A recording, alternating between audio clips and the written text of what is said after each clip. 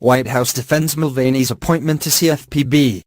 President Donald Trump slammed the Consumer Financial Protection Bureau and its former director Saturday, calling the consumer watchdog a total disaster. Just hours after senior administration officials defended his decision to appoint Mick Mulvaney as its acting head.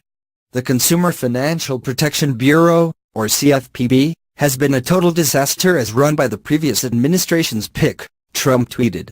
Financial institutions have been devastated and unable to properly serve the public. We will bring it back to life.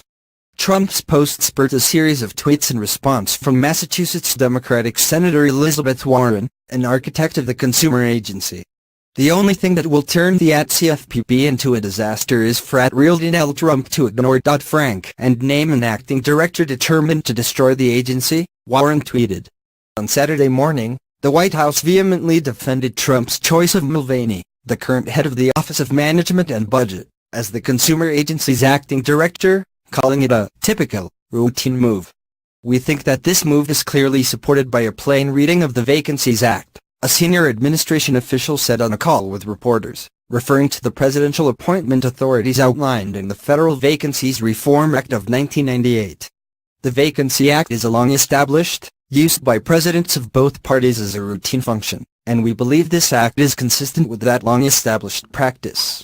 Trump's decision Friday to name Mulvaney as acting director of the consumer watchdog agency came hours after the outgoing director, Richard Cordray, appointed his own successor, sparking confusion and signaling a potential showdown over who's in charge of the agency. In a tweet Friday night, Warren said that under the Dodd-Frank financial reform law, the agency's deputy director assumes the role of acting director if there's a vacancy.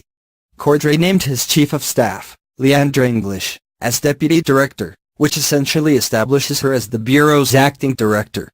Trump can't override that, Warren tweeted.